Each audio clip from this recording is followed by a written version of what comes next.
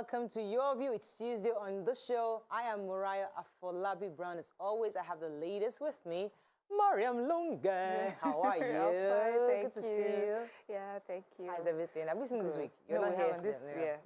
So I spent my weekend, of course, watching the famous KOB. Yeah, KOB. Yeah. I used my whole Sunday to watch it. I finished it. Yeah. It's good to, one thing I like about the way Kemi Adetiba tells our stories is that she understands all the nuances and she captures it and tells the Nigerian story by Nigerians the way it should be told. Most times we find that we try to put our stories within the Hollywood context.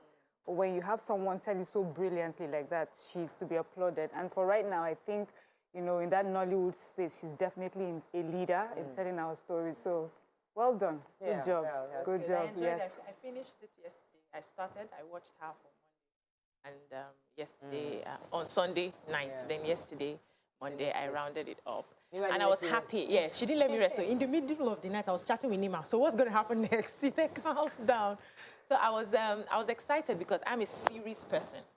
And when I see a movie that is successful, the next thing I want to say is, why don't you just have a series? That's how you make the money and, get more for people like us that want more. I don't like stories to finish. So it was a good thing. And I'm expecting another series after this because there were some things that were not really... There was no closure in some of the characters. So I want to see, we're expecting what happened to Are, what happened to this. You didn't watch it to the end. Are was probably taken care of. Did he die? Please, no spoilers. No spoilers for people.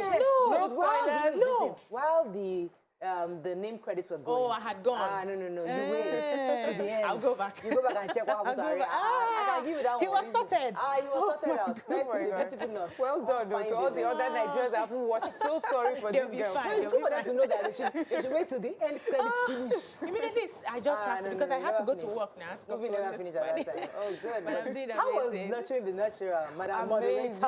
Thank you so much. Amazing. See, I need to say thank you to Obiajulu for doing this. I'm so proud of you, And this last one, it was, talking about our special children, special abilities, and some of them will say disabilities. And it just opened my eyes. You know how sometimes you feel that, inside me, I'm just a nice person. I'm educated on these things. At least I have some awareness. And then you were taught and coached and your eyes were further opened. We need to do better. We need to include everyone in the way we do things in our schools, everywhere. And it benefits us even more than those we think that we're hiding away from ourselves. It benefits Nigeria as a whole. Then we raise children who have empathy, who understand how to be kind to each other. So well done on that, sis. Thank you. You need to continue it. And I told you, man, this is good for you. And I think that space there's a huge vacuum there. And I think it's something you can own that space with.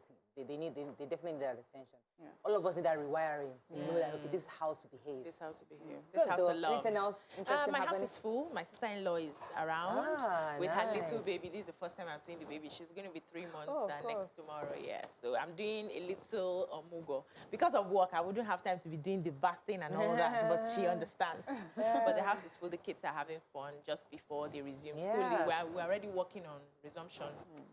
That's basically my little one is starting school. You said so. So I'm going to buy uniform this week. Yeah. Like class. Uniform. That is so cute. Which class? He started is it reception or something? So he's starting that and he's wearing uniform. They will love him in his class. Yeah, in fact, they call him... He's a performer. He's a, what they call it, what that class captain. Yeah. Already? No, he's class captain. Once he enters children's church, he takes over.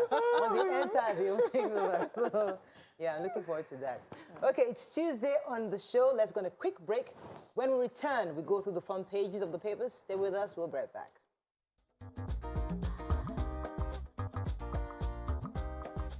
Stay tuned. Your View will be right back.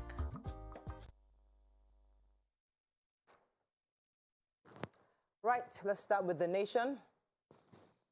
Mark panel links PDP crisis to Wiki and Secondus. Ondo makes COVID-19 vaccination compulsory. Finance Minister, economy on recovery path and growing. Court rejects Malami's application to vacate order on Igboho's aids. Fourth week of Southeast Ghost Monday turns bloody. Retrieve arms from repentant terrorists. Senator, my slain son's life not better than any other Nigerians. Okay, let's start with the major headline. Oh, no. I forgot the crazy bills. Resident shots Akure, Bureau de Change office, and Kwara community head killed. Yeah. Which story? Let's start with the COVID then. Okay, yeah. So Ondo State has said that they're giving 2 weeks ultimatum to everyone in that state that they should get their COVID vaccines, because that is the only thing that would allow them to get to use public spaces like churches, mosques, everywhere, public spaces. And so in 2 weeks, they hope everybody goes to collect their vaccination. And this is important because, of course, you know, the pandemic is very much, I mean, the Delta variant is very much here, and we know all the resultant effect of, you know, catching this particular variant. And then in other news, in Ondo State as well, they're talking about the governor who is today going to sign the anti-open grazing bill into law. And he has directed that all activities in the state forest reserves, including free areas and flitches within the immediate effect, every activity in those areas have to be stopped. So the anti-open grazing is here to stay in Ondo State. Wow. Okay. Yeah. So residents of Akure, Ondo State capital, yesterday sealed off the Akure office of the Benin Electricity Distribution Company over what they termed crazy electricity bills. So according to the protesters who live in Graceland Estate or Baile in Akure North Local Government, they said they are usually giving 70,000 monthly electricity bills, 70,000 to 110,000 monthly. And they said that they buy their wires themselves, they buy their transformers themselves. The only thing this electricity company does is just to come and collect money from them, and they are not being responsible. So they carried placards, blocked the entrance to the BDC, had to take military men who worked in that place to allow some officials to go about their duties. However, the BDC spokesperson, Mr. Michael Barnabas in Akure branch, said the protesters have not been given the prepaid meters because they are waiting to service band A to band C first, and they fall under band E. So till they finish giving those other band prepaid meters, they will not attend to this particular one. Okay, so contrary to everyone's thoughts and speculations, the Minister of Finance is insisting that our economy is on a recovery path and is growing. According to her, that she says 42 out of the 46 economic activities were expanded in the last year compared to 13 that happened the previous year. And she's insisting that we are borrowing sensibly and responsibly. According to her, inflation is reducing and that we're definitely going to be having an Eurobond roadshow from the week of 11th of October around the country. And according to how the economy is moving forward. So this is something we need to even get experts to come and help us understand. Because most of us that are laymen, we are seeing that we keep borrowing and we're not getting the revenue, especially from taxes and even from oil. So that's the layman's perspective. But it would be great to have somebody have a better understanding of the economy so that we know that they did if we are on the recovery path. Yeah, so experts are complaining about that sensible borrowing because they said we do not have the capacity to pay back. And we're using about 80% of our revenue to service the ones we have borrowed already. Yeah. Okay, moving on now to The Punch. Strike. ASU accuses FG of deceit as minister explains payments delay. FG presents budget October and targets 3 billion euros from Eurobonds. Lagos NAFDAC shot toxic chemical plant arrest 4. Lagos transport worker dies during fight over 500 naira bet.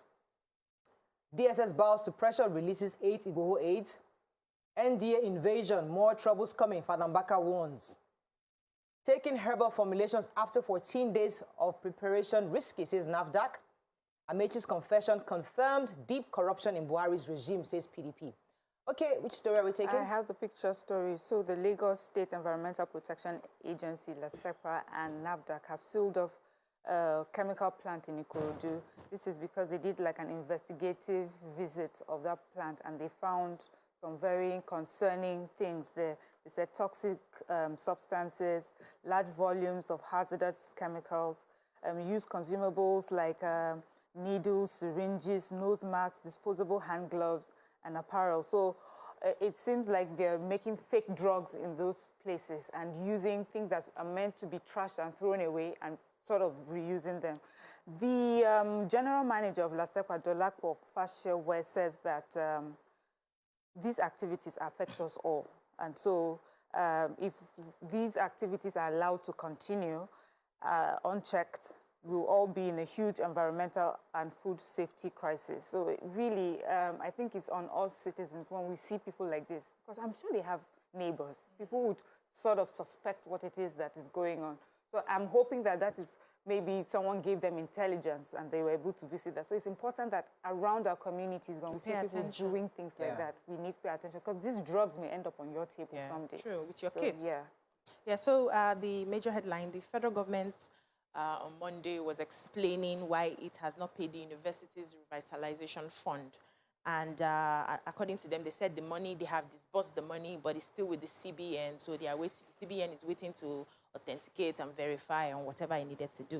But the ASU, in his reaction, is saying that the government is being dishonest, and you can't say that you have, given the money, and yet CBN is still waiting for another different direction to disburse the money to the universities. That they had a strike March 2020 for about 9 months. Everything was halted. Schools were not open, and they kept talking about this.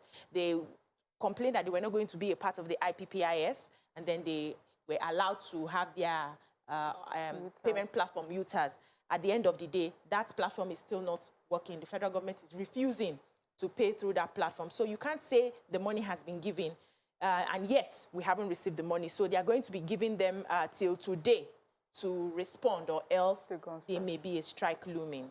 I don't know. All right, thank you. So still on the Nigerian Defense Academy attack, Madam Baka is speaking and is reiterating that this is just the beginning, according to him, of Nigeria's downfall. If the regime of President Buhari does not change and God does not intervene, according to him, what we saw was really small compared to what could happen if things don't change. And he was insisting that they must release Nnamdi Kanu, who is the leader of IPOB, and saying that people are still talking, trying to get his quotes here. Is it not better he's released since he's still under custody? Can't find what I want. The point is that Father Isaka is still trending these days and is insisting that we must release Nnamdi Kanu. Okay, is there another story that caught my attention? Did you take the Lagos transport story, the 500 naira? I think that was interesting. Yes, I have it here. Let me quickly get the main details. I took this story. So, okay, I remember. So a member of the National Union of Road Transport Workers, Rashid Yunusa, lost his life during a brawl between another person, a lotto agent guy, Abdulaziz Olashupo. This happened around the Ikorodu. So there's the first person, that's Rashid, went to, went to bet, I think about 500 naira for lotto. And then the guy was now requesting for money, and he was upset that, why are you asking me for money? Is it like I will not pay you that amount? And then somebody gave somebody a punch, the other person a headbutt, and the guy who came to look for trouble, who did not want to pay, died immediately. So he was taken to the hospital. They arrested the lotto guy, and thank God for eyewitnesses who saw what happened, and they were able to relate that he's actually the one who did not want to pay. And this is not the first time he does that, that he takes advantage of the fact that he's a NURT, a W member, and then harasses people. He will play the games, he won't pay the amount of money. The family of the NURT guy decided not to take it up with the police, so they've taken the body. Well, on a side note, though, we need to be careful about these brawls I have, because people are sick outside. Any small touch, they can just collapse. Yeah, and you die. don't That's know. Wahala. You don't know. Any small fight, especially our men out there, they get angry. So all this road rage, angry. You hit my car, come down, I'll hit you. Just small touch like this, person, and that's busy. That's Wahala. Can we learn to use our words? Can we start telling people that talk, speak out, calm down, and speak? The words sometimes, you use these heavy words. Some people want to leave, and then you use some heavy words, and the person's like, that's it. So we need to learn to use softer words. Yeah, true. Don't provoke Okay, violence. let's go on a quick break. We'll come back, we'll continue with the review. Stay with us, we'll be right back.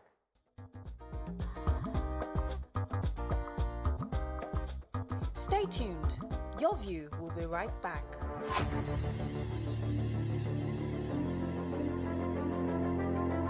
At TVC Communications, we're all about our audience. Millions of viewers, listeners, and readers every day all around Nigeria.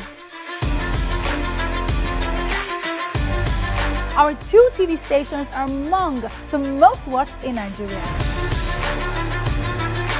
TVC News is our award-winning 24-hour national and international news channel headquartered here in Lagos, broadcasting live from our custom-built state-of-the-art news headquarters. TVC, the top-rated family entertainment channel, is the place for fun, music, and information. With our breakfast show, Wake Up Nigeria, the all-female chat show, Your View, the best soaps and dramas from Nolly, Bali, and Hollywood, music and entertainment blast, courtesy E-Splash, and of course, award-winning news and current affairs. It is all here. With news bureau and studios around the country and the ability to go live anywhere, anytime, we are first for breaking news in Nigeria. Awarded the NMMA TV Station of the Year, TVC News is the station of choice for news that is first, accurate, balanced, and reliable every time. TVC and TVC News watched by over 4.5 million people in Nigeria every day on terrestrial, DTH, DTT, OTT, and available to viewers in the UK on Sky TV. Watch all of our world-class programs on TV, online, and on our app. TVC and TVC News, the best entertainment and news for Nigeria on TV and online. And when you can't watch us, listen to us. 102.3 Max FM Lagos and 90.9 Max FM Abuja are now ranked among the most listened to radio stations in Nigeria. Now, with over 1.5 million listeners every day, we're the people's favorite radio station. Best hit music, best on-air talent. Max 102.3 hit music for Lagos and Max 90.9 hit music for Abuja. We are your home for that fun, entertainment, and hit music. In Lagos, TVC, our leading family entertainment TV channel, has a 47% market share. But this is just the start of our journey, as we plan to add even more services to entertain and inform our ever-growing audience. Thanks for being part of the TVC communication story.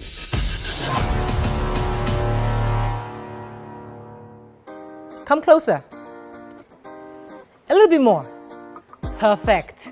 I have exciting news for you. You asked for it and you got it.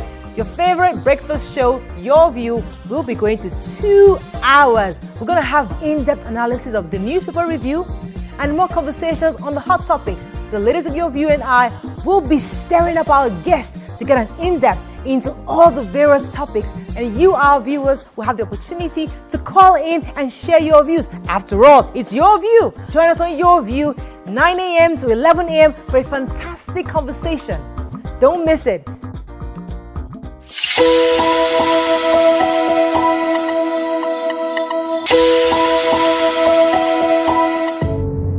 Doubt and fear doesn't occur at the canvas, it shows in the canvas. It shows the conation of raw earthen material slabbed, stroked, and molded at a pace provided by the doubt and fear. Every move weigh in the struggle of one to the other, merging the past to the present, brushstrokes of colors seen but not known. For when the wailing stops, the pieces settle down in abject beauty, erected for a century of a century. Speaking, advocating, protesting as the arts are meant to be.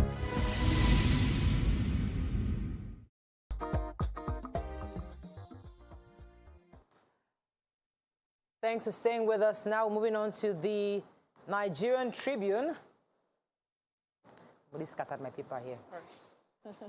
Okay, conflicting court orders. CJS summons Chief Judge of Rivers, Kebbi, Imo, Anambra, 2 other states. Oyo records vaccine-derived polio case. Kano has 2 million drug addicts, says NDLEA boss. Nigerian government must end crimes of enforced disappearance.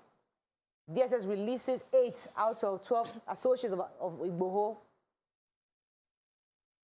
September 1st, anti-open grazing deadline, where southern states stand.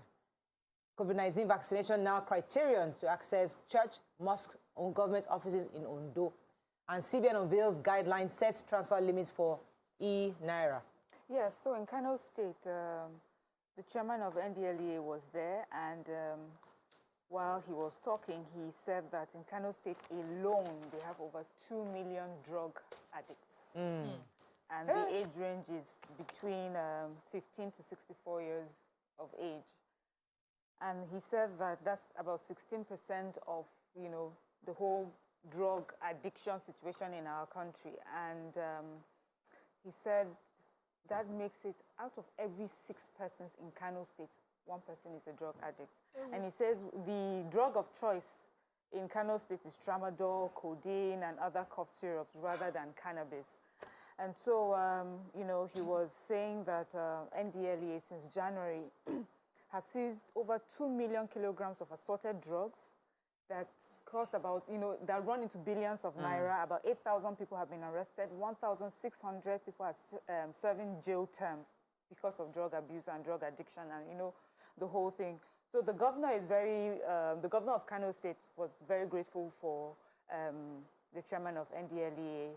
And I think the governor was also asking for a piece of land so that they can build a zonal office in there, and they were assuring him that they were partners in this war against drugs. And they were also trying to push for the I think there's a conversation on passing a bill on cannabis being produced, I think, for other reasons. And they're saying that they do not want that at all, you know, so... Because we may not be able to handle it yes. the way things are so going. So anyways, that's how things are looking in Kano State, and that's just a little bit compared to the rest of Nigeria. Yeah, so the Executive Secretary of your state's Primary Health Care Board, Dr. Mudin Olatunji, has said that vaccine-derived polio has been discovered in Sabo community in Ibadan North local government following active surveillance for polio cases in the state. So they are going to be carrying out a vaccination campaign right now to try to curb it. They are focusing especially on the affected in towns or villages, affected villages, and they are going to be vaccinating children below 59 months. So they're going to be moving into schools, into markets, door to door, and they are appealing to the people to ensure that they come out and take this vaccination, especially those who have even taken before that may likely have polio coming. And this is not that we're going to be losing our polio-free certification, but we need to do something now so that we don't lose it finally. Okay. I was going to take the story on Sunday. DSS have released 8 out of Igboho's 8. If you recall, they were arrested, and there was a warrant issued by the Federal High Court in Abuja to release them. So their lawyer, Pelumi Olajingbesi, made the announcement yesterday that they've been released, and they are working hard to get the remaining 4 released as soon as possible. Meanwhile, the Attorney General Monday lost his bid to get the Oyo State High Court sitting in the Ring Road, Ibadan, to vacate the order restraining him from security agencies from arresting and harassing Sunday Igboho pending the detention of the suit. Okay, let's move on now to Vanguard. Experts kick as FG defends sensible borrowings. Okay, I think I mentioned that earlier. Yes. Insecurity, Autumn APC chieftains clash over call for state of emergency in Benue. Apapa Lakers government NPA traffic operation crumbles as chaos. Extortion persists. Will shut down Nigeria if there's hike in fuel price, electricity tariff, says Ebo. I hope my son's death will play a major role in solving Nigeria's problems, says Na Allah. Refuse hips return to torment Lagos. Again, South is grounded despite cancellation of IPOP seats at home. And I remain king, head of Yoruba Nation claim, says Oba. That's Oba laughing. Okay, which story are we taking in Vanguard? Ibadan organized labor yesterday. According to them, they said they heard a rumor that there's likely going to be an increment in the pump price and fuel and electricity tariff. And they are appealing to the federal government not to increase the sufferings of Nigerians. They said if this happens, if there's any increment, whether it's the pump price or the electricity tariff, they are going to close down the nation. That the government, what they should be working towards now is to find a way to cushion the effects of, you know, the economic hardship on the people. And they're talking about, they said inflation is now like a double digit, and this is actually discouraging investment. People are not able to invest. The manufacturing companies are suffering. They are not able to purchase raw materials because of, we have the issues with getting forex and all of that. And these are some of the things that the federal government is supposed to be looking at to ensure that the common man does not suffer so much. So when you now want to increase, the pump price and electricity tariff at the same time, how do you want people to survive? I don't know what Labour means by that. Who is increasing what? I thought we had this conversation over They said they had a rumor. No, there's no increase. It's the pocket forces that we're talking about for many years. I mean, they just come with these terminologies that confuse Nigerians, that increase. Who's increasing what? It's really irritating. Anyway, let me just this story is not here, but we'll get to it. But I think it goes with this story, and that's the cooking prices have gone up because of they said it has gone up 100% because of the introduction of the 7.5 VAT. And that I like the way the report started. It says, many Nigerians may soon resort to the use of firewood for cooking. Me, I have this coal pot that my mother-in-law had left. I have two. I use it sometimes, so maybe I'll be using it more now. Anyway, they're saying that prices of 12.5 cooking gas, which was 3,500 about 8 months ago, is now 6,500. And that the VAT was implemented last year. And the dealers, they were mandated to pay VAT on some of the ones that they had previously imported. So now there's a particular survey that was done, of course, and they're saying that we have a Nigerian liquefied gas company, and we know majorly what their role is to produce natural gas and liquefied gas. But yet we import 70% of liquefied gas, and we have about 30% that local dealers bring in. So what are they there for? So why do we have an LNG and yet they're only producing 30? The LNG is only producing 30, and the VAT of 7.5%. I took that story yesterday, and they're also projecting by December this year, we might be paying 10,000 naira for gas. For gas. That's the projections they're making. Okay, I was going to take the story. Governor Autumn, he's having clashes with this APC stalwarts within his state, and they're saying that they're quite disappointed with his utterances. If you recall, he recently was interviewed where he was saying that the Fulanis are trying to Islamize, or our president is trying to Islamize the country.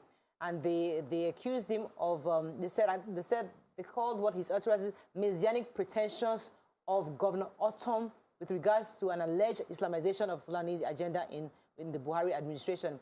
And they were saying that what he said was unacceptable, and they described his utterances as shocking. And they said that he has to refrain from talking to the press at this moment. Say we recognize Autumn's right as a free citizen of our country to air his views and promote them wherever he wants. But we also expect him, as an elected governor, to be conscious that his public statements are weighty enough to be construed as the general opinion of the people of Benue State. So they're saying that what he said is not the general intention or perspective of the average person in Benue. And they say they've called for a security, an emergency, a call for a state of an emergency in Benue State, although the governor completely disagrees with them, saying that there's no need for a state of emergency in the state at this time. Moving on now to Daily Sun. CJN summons 6 state CJs over conflicting court orders. Sit at home turns bloody in Southeast. Operates within law, NBC tells media. Confusion over alleged Plateau Assembly ceiling. Don't lose hope, can PFN tells Nigerians. CBN names technical partner on e-Naira rollout. And Nigerians groan as cooking price hits 7,000 Naira per 12.5 kg. Okay, which story are you taking? Yeah, so gunmen who were seen to be enforcing the sit-at-home in the Southeast. This happened in Umuowa, Ngo, Okpala local government area of Imo State yesterday. Were gunned down by military men. They were taking advantage of the fact that people were sitting at home to dispossess the residents of their property. So they met their Waterloo when they walked into a filling station and they were trying to rob the cashier.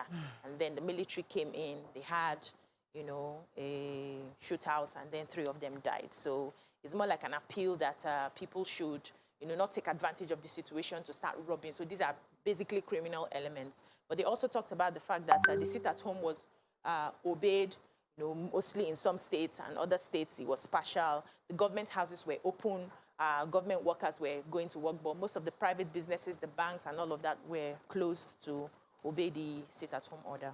All right, so go ahead. Okay, in Plateau State, so there's confusion. Some persons are saying that the security personnel stormed the Plateau State House of Assembly yesterday, and security personnel in black Land Cruisers stormed the place. And government is saying that, because of the unrest that's been happening in the state, the House of Assembly has been, maybe the security operatives there has been increased and is more guarded, because we remember the deaths that happened in the Nyango community, and also the reprisal back and forth, and the one that happened in Yawa. Some of the community members took the bodies of the corpses and so that's one of the things they're trying to douse tension in the state. They're saying that the story of security operatives storming the place and attacking people is fake news, and we should put that aside as the government is working, its best to douse tension and see to the arrest of any perpetrators of all the violence in the state. All right, so the DG of NBC is saying that they will continue to summon journalists and media organizations that violate the broadcasting code. According to him, he says that all of us must live within the coverage of the law and we must be held accountable. Journalism is a profession that has ethics, and we're supposed to operate within the ethics of the profession. Of course, he's talking about the recent interview that was granted by the certain TV station to the governor of Benue State and all the drama that ensued afterwards. But quickly, the National Association of Sea Dogs Pirates Confraternity replied them and said, what they did, what NBC did actually was professional intimidation, disrespect for democratic ethos, and a flagrant abuse of regulatory power. And they're saying that what they did is unacceptable. Their spokesperson says on NBC increasing assault freedom, that NBC is increasing assault on press freedom. And it's still both sides of the coin. So the NBC code is there as a guide. There's another part of which says freedom of press. We are allowed to speak, and we must be the fourth realm. We must be the conscience of the people. We must speak on behalf of the people. Nigerians and Nigerians expect us to do so. But there's always that thin line, and we must always never try to cross it as much as possible. Okay, we have to wrap up, I think. Let me see, run out of time. I just wanted to touch on any story in Daily Trust that was really very quickly. Daily Trust. 22,000 Nigerians are missing, and that that's the largest number in Africa, and that that's in 10 years we have 22,000 Nigerians missing, and that the Executive Secretary, Mr. Tony Ojukwu of Clean Foundation, National Human Rights Commission. Okay, so there's a National Human Rights Commission talk. And this was in commemoration of those missing people. And so they're trying to come up with a database that has all the names of people who have gone missing and all the information. And this will help in tracing people. Because usually in Nigeria, when people are missing, there's not much that is done to look for them. Okay, that's all we can take on Front Page Review. When we come back, we'll move on to our hot topics. Stay with us. We'll be right back.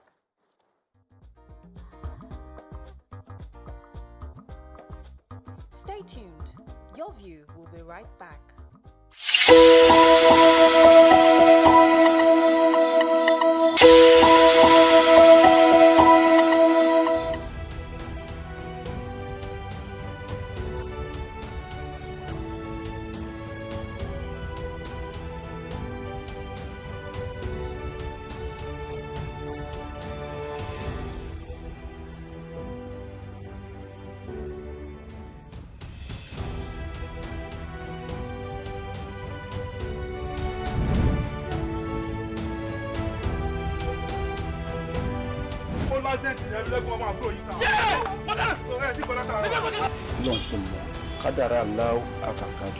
àwọn kan wà tí wọ́n bá kú tọ́jọ́ kú wọn ò tí ì pé wọ́n á papòdà síbòmíì. Is that how you're gonna say it? ọkọ tí wàá sọ yìí. Bó ṣe wá kọ̀wé ránṣẹ́ yìí pé òun fẹ́ rí mi kájọ fojúkojú yìí kò yé èmi o. bó ṣe pé ẹ̀rí ẹ̀mí lẹ́kùnmọ́ àyà mi ti sọ kí. Torí kí ni? àkọ́yẹ́ kọ́ mọ kí jẹ́rẹ̀ ẹ̀mí lẹ́kùnmọ́ yọmọ mú yẹn rí flashback jọ́ ìkí ọmọ tó mọ ẹgbọ́n mọ́.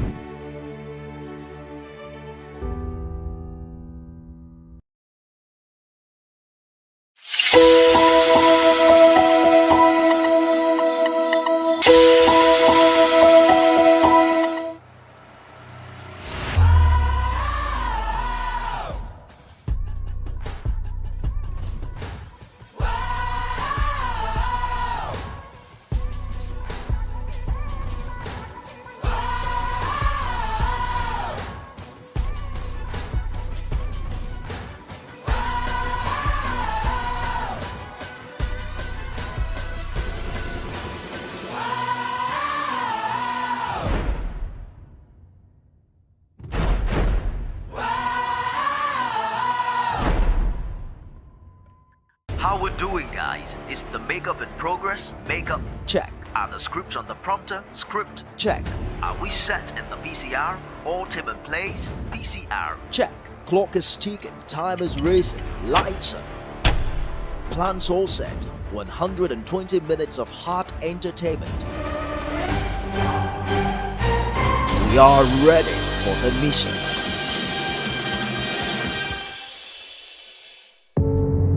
Doubt and fear doesn't occur at the canvas, it shows in the canvas. It shows the conation of raw earthen material slabbed, stroked and molded at a pace provided by the doubt and fear. Every move weigh in the struggle of one to the other, merging the past to the present, brushstrokes of colors seen but not known. For when the wailing stops, the pieces settle down in abject beauty erected for a century of a century. Speaking, advocating, protesting as the arts are meant to be.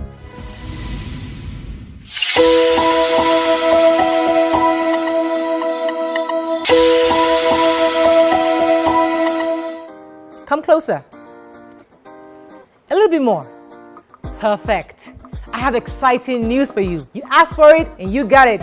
Your favorite breakfast show, Your View, will be going to 2 hours. We're going to have in-depth analysis of the newspaper review and more conversations on the hot topics. The ladies of Your View and I will be stirring up our guests to get an in-depth into all the various topics, and you, our viewers, will have the opportunity to call in and share your views. After all, it's Your View. Join us on Your View, 9 a.m. to 11 a.m. for a fantastic conversation.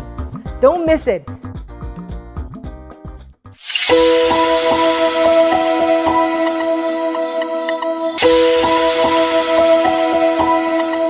How we're doing, guys? Is the makeup in progress? Makeup, check. Are the scripts on the prompter? Script, check. Are we set in the PCR? All team in place? PCR, check. Clock is ticking, time is racing, lights are. Plans all set. 120 minutes of hot entertainment. We are ready for the mission.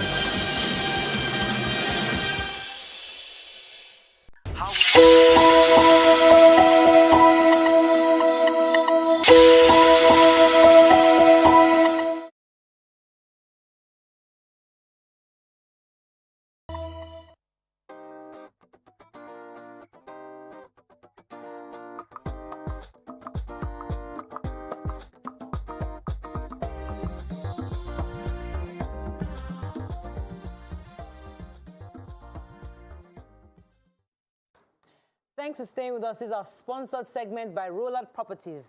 We have with us the MD CEO, Rollard Properties. Welcome to the show. Good morning. Good to have you. Yes. I know you're here today to talk about smart homes, which is because there's that desire right now to have a functional but smart home. Everybody wants that nice, luxurious home that you can speak to the door, the lights, everything is happening, and so that there's this growing desire for it. And I know that you are definitely working on something like that. Tell us about this first fountain courts that you're working on. Yes, convenience is very important. Good morning, everybody. It's glad to be here. I'm happy to be here. So, convenience is very important. But beyond that, with the pandemic now, your house, your home is now more than where you live, where you sleep. It's now a church.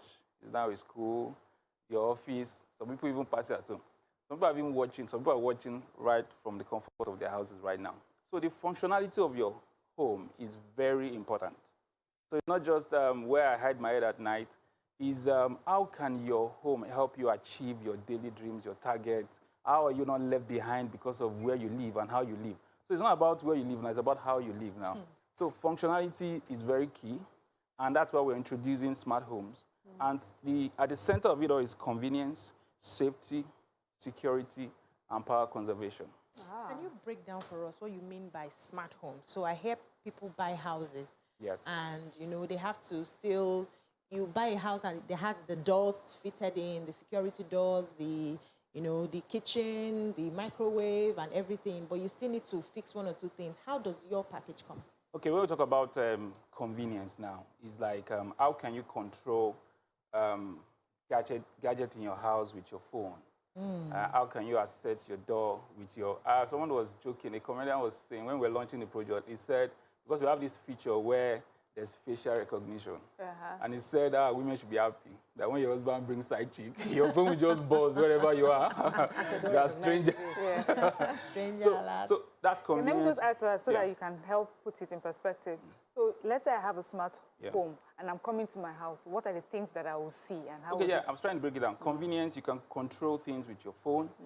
Security, meaning that you can bust someone into your apartment. You can decline access. You can lock your door. It's not a case of where I have to lock a key. You can lock with your phone. We talk about power conservation. This one is very key for married people with kids, where when you're not in a room, the light just goes off. The light goes off.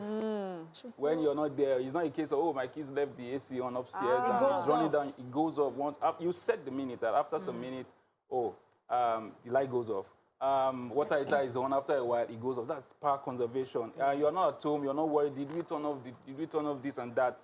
There's an automatic settings that ensures that these things goes off the moment there's no one in the apartment. I went to visit somebody and we're supposed to drive out. So I wanted to quickly pee before going out.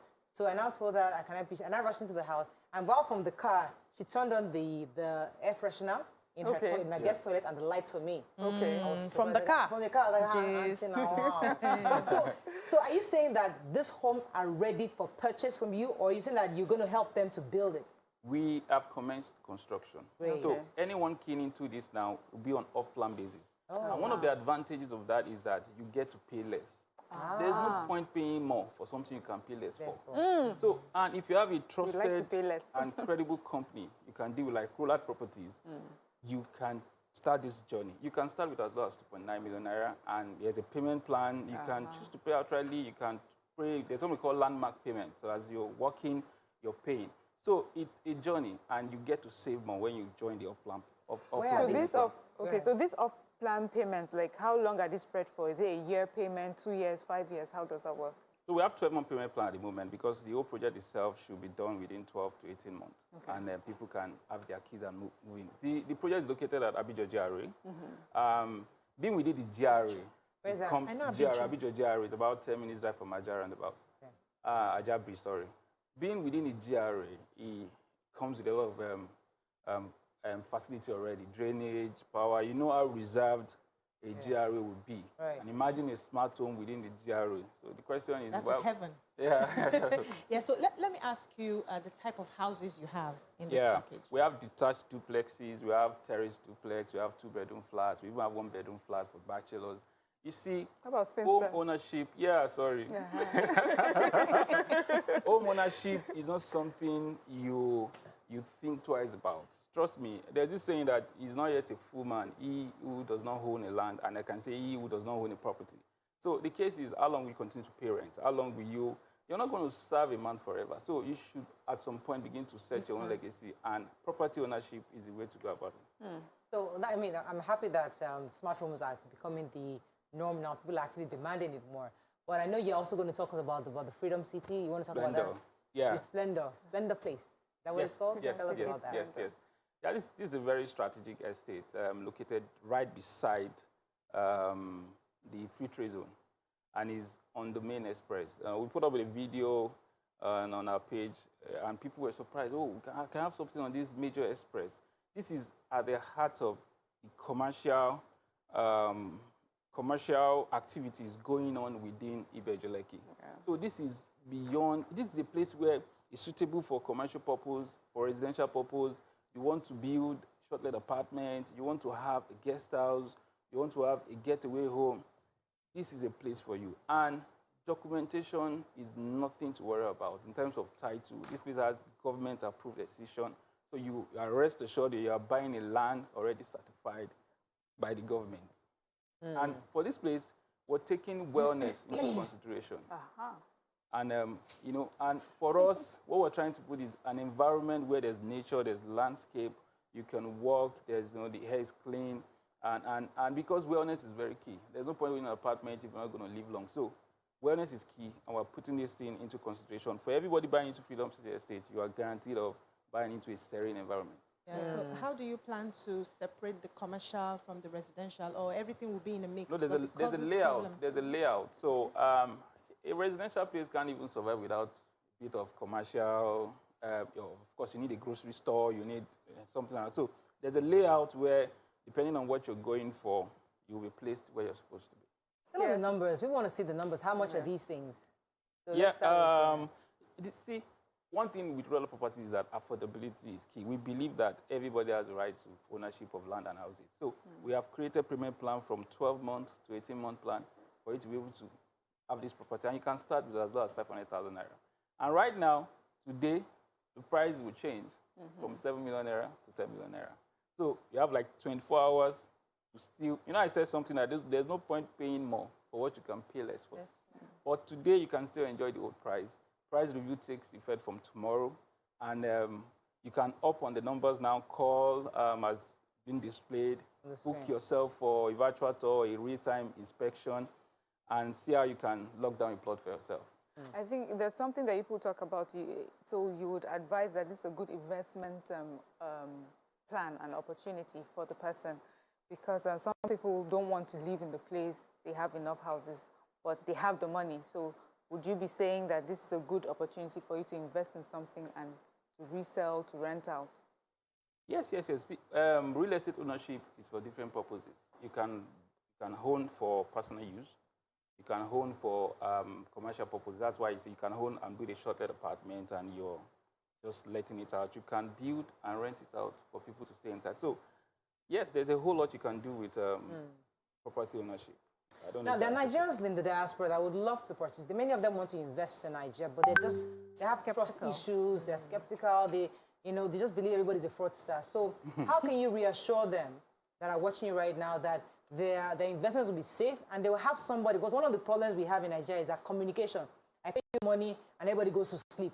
And documentation, I'll start chasing up with you. And I as a Nigerian diaspora, I'm nervous. Are they taking my money away? So that customer service, tell us about rural properties and that area. How do you communicate with your customers? Results speaks for itself.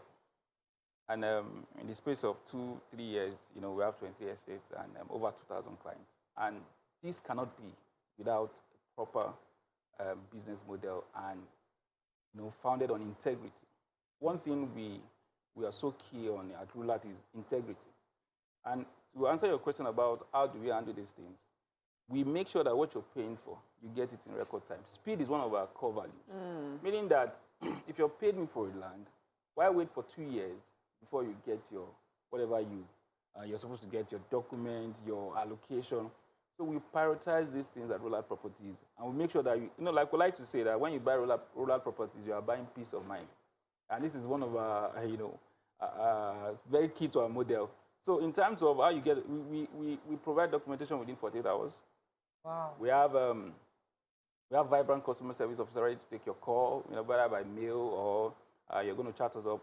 We're there to answer your questions, to make sure that relationship management is key for us. Let me just put it that way. Yeah, I still want to understand. So this price now, whether it's 7 million or 10 million, is for the land. Yes, for the land. What about development? What's the plan for development? Because sometimes I've heard that you pay for the land and then they start giving you bills to pay subsequently for development at the pace that you're not even able to. Already for. The fee we are charged on Freedom City Splendor is all encompassing. Oh. Okay. So there land are and house? No. The land, documentation fee, developmental fee. Okay. There are no hidden charges. To answer your question, there are no hidden charges. Once you pay, it's a total package. Yeah. We need to wrap up. Any final words for us so that we can go? But don't wait to buy. You just have to buy and wait. And the time is, you can't be in Lagos and a lot of things are happening around you. And someone was just gisting me outside how we were talking about something about 2 years ago for 250,000 naira. And right now it's about 1 million naira. And I told him, you still did not buy then. So what are you going to do now? So before it becomes 5 million. So you're hearing a lot going in Lagos. It's time to plug in, pick a spot and watch your investment grow. Fantastic. Thank you. Just a reminder that the ladies of YourView, or TVC, we're not investors in rural properties, but they are our partners in this, and we thank them for coming to the show. Thank you very much. Thank you. We hosted you on this matter, and we hope that people can take advantage of your business. We're going to go on a break now. When we come back, move on to our hot topic of the day. Stay with us. We'll be right back.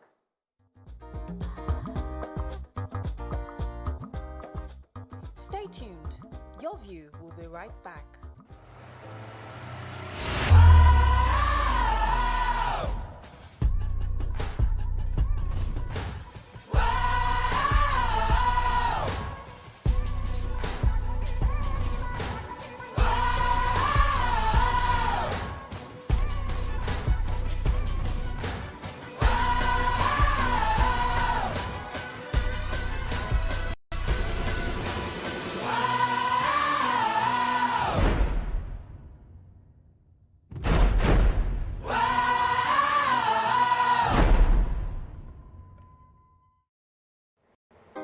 Come closer.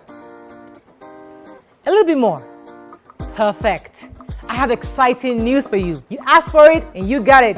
Your favorite breakfast show, Your View, will be going to 2 hours. We're going to have in-depth analysis of the newspaper review and more conversations on the hot topics. The ladies of Your View and I will be stirring up our guests to get an in-depth into all the various topics, and you, our viewers, will have the opportunity to call in and share your views. After all, it's Your View. Join us on Your View, 9 a.m. to 11 a.m. for a fantastic conversation.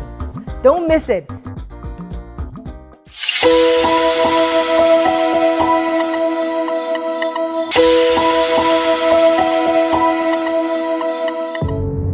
Doubt and fear doesn't occur at the canvas, it shows in the canvas. It shows the conation of raw earthen material slabbed, stroked and molded at a pace provided by the doubt and fear. Every move way in the struggle of one to the other, merging the past to the present, brushstrokes of colors seen but not known. For when the wailing stops, the pieces settle down in abject beauty erected for a century of a century. Speaking, advocating, protesting as the arts are meant to be. How we're doing, guys? Is the makeup in progress? Makeup? Check. Are the scripts on the prompter? Script? Check. Are we set in the PCR? All team in place? PCR? Check. Clock is ticking, time is racing, lights are. Plans all set. 120 minutes of hot entertainment. We are ready for the mission. How we're doing, guys? Is the makeup in progress? Makeup? Check. Are the scripts on the prompter? Script? Check. Are we set in the PCR? All team in place? PCR? Check. Clock is ticking, time is racing, lights are. Plans all set. 120 minutes of hot entertainment. We are ready for the mission.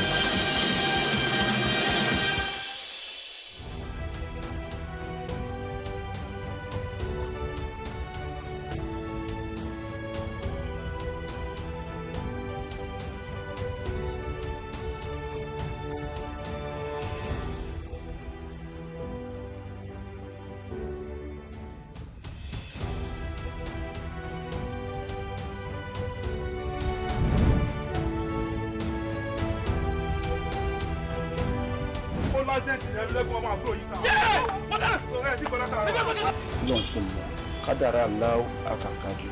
àwọn kan wà tí wọ́n bá kú tọ́jọ́ ọkú wọn ò tí ì pé wọ́n á papòdà síbòmíì. Is that how you gonna say it? ọdún wa sọ yẹn. ó ṣe wá kọ̀wé ránṣẹ́ yìí pé òun fẹ́ rí mi kájọ fojúkojú yìí kò yé èmi o. bó ṣe pé ẹ̀rí ẹ̀mí lẹ́kùnmọ́ àyà mi ti sọ kí.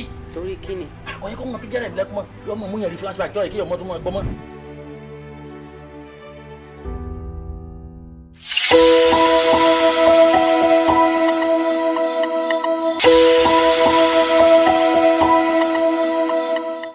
Come closer. A little bit more. Perfect. I have exciting news for you. You asked for it and you got it. Your favorite breakfast show, Your View, will be going to 2 hours. We're going to have in-depth analysis of the newspaper review and more conversations on the hot topics. The ladies of Your View and I will be stirring up our guests to get an in-depth into all the various topics, and you, our viewers, will have the opportunity to call in and share your views. After all, it's Your View. Join us on Your View, 9 a.m. to 11 a.m. for a fantastic conversation. Don't miss it. Thanks for staying with us. So our hot topic today is quite a sensitive one, and that's because President Goodluck Jonathan, former president of Nigeria, had signed an anti-gay bill into law. According to the bill contains penalties of up to 14 years in prison and bans gay marriage, same-sex amorous relationships, membership of a gay rights group and all that, and says that they can actually have up to 14 years in jail. So, but the truth is that today, the gay community in Nigeria seems to be growing, and people within this community are getting bolder, which on one hand is their right. The other hand, however, or the other issue is many marriages are crumbling because people are realizing that they are marrying people who are from the gay communities. So you meet a man, you fall in love with him, both of you agree to get married, and then at some point, you find out he's gay or he has a gay partner. And he's actively gay. And he's getting married either for society, so that they don't, to mask his activities, or just to fulfill all righteousness. So the question, therefore, is, if these people exist within our community, should the laws against their sexual preferences be stiffer? Or should we accept that they are part of our lives and begin to see how we can live with them peaceably? What are your thoughts on this? You can call us on the numbers on your screen. I think there's 081-270-53687, 091-390-76948. You can also send us a message on YouTube and on Facebook. Let's hear your thoughts, because I don't want to, we're not here to condemn. Let us be very clear, because we're not here to condemn. We're here to see how this is affecting homes, how this is affecting proper marriages, and why we have all been so hush-hush about it when people's homes are breaking up because of this act. Please, would like to hear your thoughts on this. Mara, let me start with you. Yes, so I think the topic of conversation today is really how the secrecy of the situation, how it affects homes, as you said. So one of the things that has brought this to the fore is we now know of people. I mean, you can now know of someone that you can point to or have had conversations about with people who will say to you, I just found out that my husband is with a man. I'm ending my marriage because this is what's happened. I'm ending my relationship because I just found out that my husband is gay or my man is gay. And the thing is, you have allowed, so the conversation is you have allowed someone, you have deceived someone into thinking that you're a certain type of person, that you are available really for a true and committed relationship. But really, you're just using the person as a front to hide who you are. And so that has also brought up the conversation where people are saying, well, you have already criminalized us and have said that we'll be locked up for 14 years. So we would rather just hide who we are and lie to people's children and have them in relationships and in marriages that we know from the very beginning is a sham. So, you know, one of the things I've learned talking about nurturing the natural is that when we hide things, when we don't face it head on, it has impact, it has consequences. And this is what we're talking about, how this thing has sort of infiltrated this deceit has sort of infiltrated our homes. So now it's with the legislation. How should the legislation be better couched so that people are aware of who you are, what your beliefs are, and then they determine if they want to be with you or not be with you. But they don't go into relationship thinking that you stand for something because the legislation has sort of stopped you from coming out. And then we have many years of being unhappy and being sad, and, you know, just frustration all around. So it's counterproductive. You're trying to have this morally upright community and society, and then you're causing people to mask who they are, and suddenly you're having even more issues. Let me come to you, BC, your thoughts on this. So back in the days, we heard stories of palaces that always had all these people amongst them. Even kings were allowed. So it was open knowledge that the king would meet with a man and a woman because he's the king, he's allowed. And growing up, we've seen some of these people in our societies. But what is happening now is a lot of people are just becoming bolder to say, I don't want to hide who I am anymore. I've been like this since I was a boy. I've been like this, and this is just it. Unfortunately for us, because of the way we are judging people, we haven't really given that, you know, that enabling environment for people to be their authentic selves. Now, this is not for me to go on the moral angle and say what is bad and what is, I am not a judge. But because people are afraid of being judged and crucified, we see a lot of pretenses. And then it's now giving a ripple effect in the marriages. A lot of people are married to people who are either gay, straight, bi. Some people are mostly in the middle, so they swing both ways. But because of society, everybody still does the hush, hush, hush. The people who are bold enough to speak are those who have a certain affluence. They know that, okay, we can question the law, we can do this, we can do that. I would appeal that we revisit our laws, that we make it, because the truth is, we shouldn't really judge people by their sexuality. We should judge them for being human beings. Who you decide to have something to do with shouldn't be public knowledge, and it's not something we should base because you are this way, you are definitely a bad human being, but you are not. So we shouldn't judge people based on that. What we should do is to try to understand why they are the way they are and find ways to, relate. Okay, so I would have gone to break because I'm not even sure a lot of people want to even understand. You see, the truth is, a human being has decided that this is who I am. Respect me for my decision, period.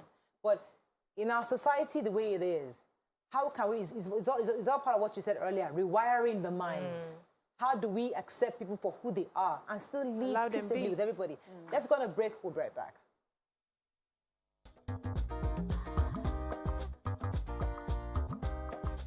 Stay tuned.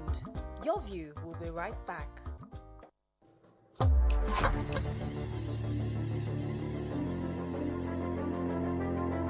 At TVC Communications, we're all about our audience. Millions of viewers, listeners, and readers every day all around Nigeria. Our 2 TV stations are among the most watched in Nigeria. TVC News is our award-winning 24-hour national and international news channel headquartered here in Lagos, broadcasting live from our custom-built state-of-the-art news headquarters. TVC, the top-rated family entertainment channel, is the place for fun, music, and information. With our breakfast show, Wake Up Nigeria, the all-female chat show, YourView, the best soaps and dramas from Nolly, Bali, and Hollywood, music and entertainment blast, courtesy eSplash, and of course, award-winning news and current affairs. It is all here. With news bureau and studios around the country and the ability to go live anywhere, anytime, we are first for breaking news in Nigeria. Awarded the NMMA TV Station of the Year, TVC News is the station of choice for news that is first, accurate, balanced, and reliable every time. TVC and TVC News watched by over 4.5 million people in Nigeria every day on terrestrial, DTH, DTT, OTT, and available to viewers in the UK on Sky TV. Watch all of our world-class programs on TV, online, and on our app. TVC and TVC News, the best entertainment and news for Nigeria on TV and online. And when you can't watch us, listen to us. 102.3 Max FM Lagos and 90.9 Max FM Abuja are now ranked among the most listened to radio stations in Nigeria. Now, with over 1.5 million listeners every day, we're the people's favorite radio station. Best hit music, best on-air talent. Max 102.3 hit music for Lagos and Max 90.9 hit music for Abuja. We are your home for that fun, entertainment, and hit music. In Lagos, TVC, our leading family entertainment TV channel, has a 47% market share. But this is just the start of our journey as we plan to add even more services to entertain and inform our ever-growing audience. Thanks for being part of the TVC communication story.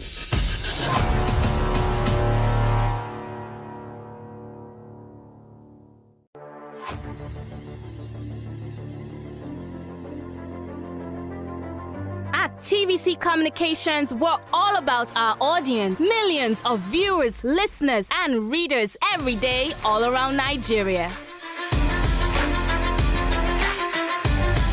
Our 2 TV stations are among the most watched in Nigeria. TVC News is our award-winning 24-hour national and international news channel headquartered here in Lagos, broadcasting live from our custom-built state-of-the-art news headquarters. TVC, the top-rated family entertainment channel, is the place for fun, music, and information. With our breakfast show, Wake Up Nigeria, the all-female chat show, Your View, the best soaps and dramas from Nolly, Bolly, and Hollywood, music and entertainment blast, courtesy eSplash, and of course, award-winning news and current affairs. It is all here. With news bureau and studios around the country and the ability to go live anywhere, anytime, we are first for breaking news in Nigeria. Awarded the NMMA TV Station of the Year, TVC News is the station of choice for news that is first, accurate, balanced, and reliable every time. TVC and TVC News watched by over 4.5 million people.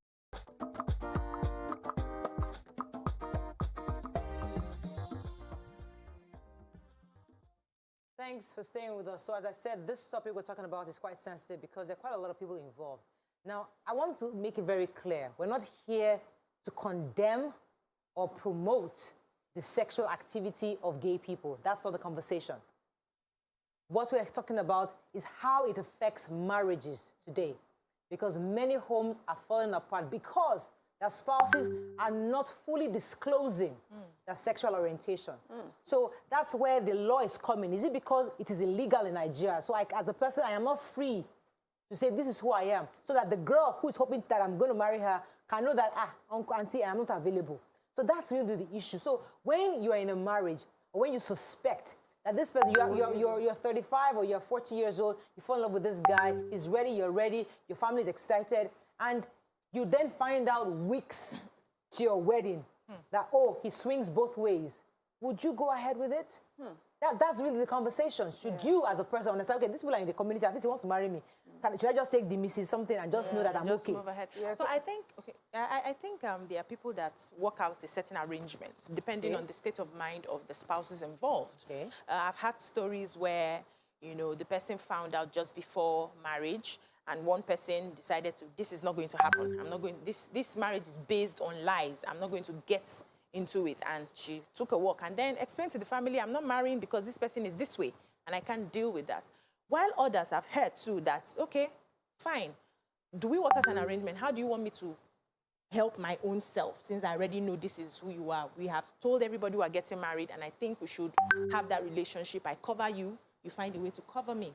So I think it depends on, I think also that marriages are now working out what works for them individually, not based on societal construct here or expectation. So they now say, this is the situation I found myself, this is what will work for me, and this is how I'm going to handle it. You only hear when you are close to them. You may not know. There are marriages I've heard that the husband, the wife, they do things like crowded people doing things to each other, you know, and it works for their marriage. So, but we also need to try as much as possible to be truthful, at least the foundation, the very least, to be honest in the beginning. If the person wants to continue, the person will continue. Thank you, BC, because these are hard conversations. Because there are adults, mature people say, you know what, okay, so you're this. All right, we have a marriage, we have 2 children already. I'm not going to break this up because of that. I can't find a way to walk around it. That's what you're saying. Let me take this call from Kaduna. Mishaku, good morning, are you there? Yes, I'm here. You're live. Go ahead, please. Yes, please. The topic you people are discussing on is very, very crucial to me. I look at it the way. Because what I'm saying is this, is that morally it is for a man to marry a man or for a woman to marry a woman. Why am I saying this is this? Naturally, God created man and woman as they should stay in marriage, not man and a man to stay in marriage, and a woman and a woman to stay in marriage. And for the fact that human beings are dynamic, we change our attitudes or our actions, which is contrary to the norms of the society. And we should look at it that morality should be our watchwords. And if the man is to behave that way, there should be a sanction which the government has put in. And if the government has put such junction is placed, I think that is enough. Okay, Ishago, thank you. Let me rephrase this. So, I'm married to a man who is an armed robber, right? What he does is a crime. It's totally wrong for him to steal. But he's an armed robber, and he's a notorious armed robber. I love him. I fall in love with him. I never knew he was an armed robber until after 5 years, I realized, so this is the man that they have, the EFCC and everybody's looking for. Now, at that point, as a woman, do I decide to stay in that marriage? Say, okay, you're an armed robber, my children are being taken care of, I still love you. Or do I say, I'm out of this? That's really the conversation here. Because I don't want us to talk about what the sexual activity is. That's not our concern today. Our concern today is that if you find yourself in those shoes, how do you handle it? How do you decide? How do you handle it? Good. Mariam. You know, also there's a point, there are conversations that you have with young girls where they think that the marriage will change the person. So these conversations, I don't think we have a lot of it enough. We don't have this conversation enough. Many people are having the conversations, quietly. People find themselves in situations like this and they don't know who to talk to. They don't want to be judged. That's the person now who has found herself that, I'm with somebody who actually prefers a different gender. So you have someone who thinks that this, as you're about to get married, and you found out that this person is gay. My advice is that the marriage would not change that person. The spending time and talking to the person will not change it. Secondly, also, there's the one which I've heard where nothing sexual happened between them because they were waiting on God and waiting until marriage. And it was inside marriage that she found out that this person, she had her suspicions. And when things going back and forth for so long, the person just said to her, see, this is who I am. And I was just doing, and this is someone that they met in church. So the truth is, I feel in that situation, you must take yourself out. Because one is based on deceit. So you were lied to. And that's the thing. The foundation of your marriage has to be, there are some things that are so important that it has to be based on love and trust and truth and honesty. There are some things that are so, life-changing. Some people have made that decision, like you mentioned, that, well, I found myself here. Especially for those who say they can do it both ways. I found myself here, we have children. I will just cover my head as far as I'm concerned. For these children, I'm here. But that has to be the decision you have made for yourself, and then you stay there with whatever the repercussions are. Let me take this call. Good morning. I think I have a call from... Hello, Oladile, are you there? Yes, I'm there. You're live. Go ahead, please. Yeah, I'm the first-time caller. Welcome to the show. Thank you very much. I'm happy with the topic you are discussing this morning. What I would not like to actually express my personal opinion on the suitability or otherwise of this particular topic. I just want us to look at it from a broad perspective. Laws guide society. Sorry, I can't hear it. The volume is quite low. I can't hear. Please say that again, please. I said law guides society. Love. And laws generate partly from conventions and culture. All right? Yeah. So generally, the culture of the Nigerian people do not largely allow homosexuality. And that is the reason when the administration of President Goodluck Jonathan passed it and accented, and the president accented to it, there was no general uproar against it because it sat well with the culture of the Nigerian people. Now, in the Western nations where this is practiced, we must also remember that in those nations, there are also laws that guide marriage that may not be popular here because of our culture. In those Western nations, for example, you are not allowed to have more than one wife legally, no matter how much you have, no matter what religion you practice or whatever.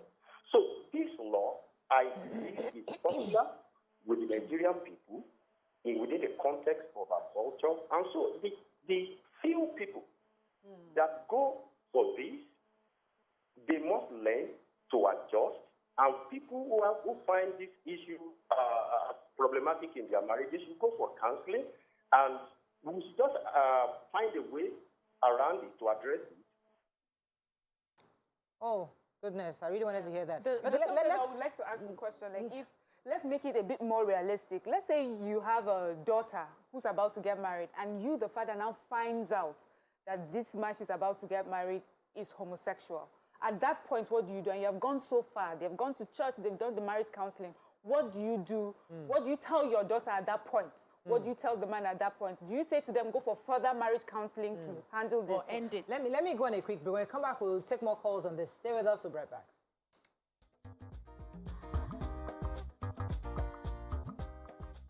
Stay tuned. Your View will be right back.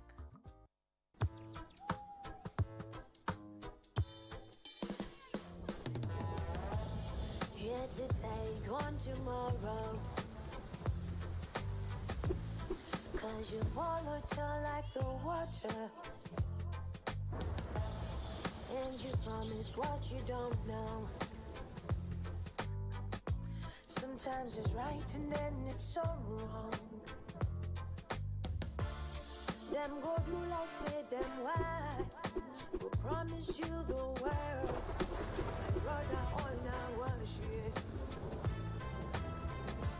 Up all on no be open eye. I see no be water. I can't be letter.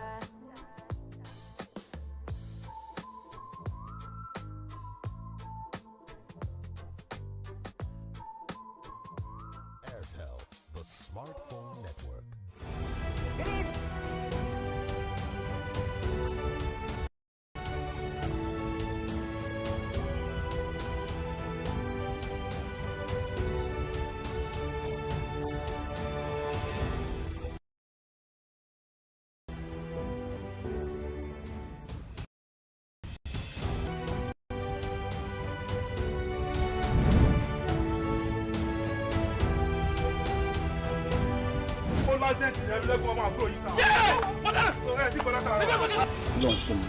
kádàrá aláwọ̀ àkàkàjù. àwọn kan wà tí wọ́n bá kú tọ́jọ́ ọkú wọn ò tí ì pé wọ́n á papòdà síbòmíì. Is that how you're gonna say it? ọkọ tí wọ́n sọ yẹn. bó ṣe wá kọ̀wé ránṣẹ́ yìí pé òun fẹ́ rí mi kájọ fojúkojú yìí kò yé èmi o. bó ṣe pé ẹ̀rí ẹ̀mí lẹ́kùnmọ́ àyà mi ti sọ kí. torí kí ni. àkọ́yẹ́ kọ́ mọ píjẹ́ ẹ̀mí lẹ́kùnmọ́ yọmọ mú yẹn rí flashback jọ́ ìkéyọ̀ mọ́ tó mọ́ ẹgbọ́n mọ́.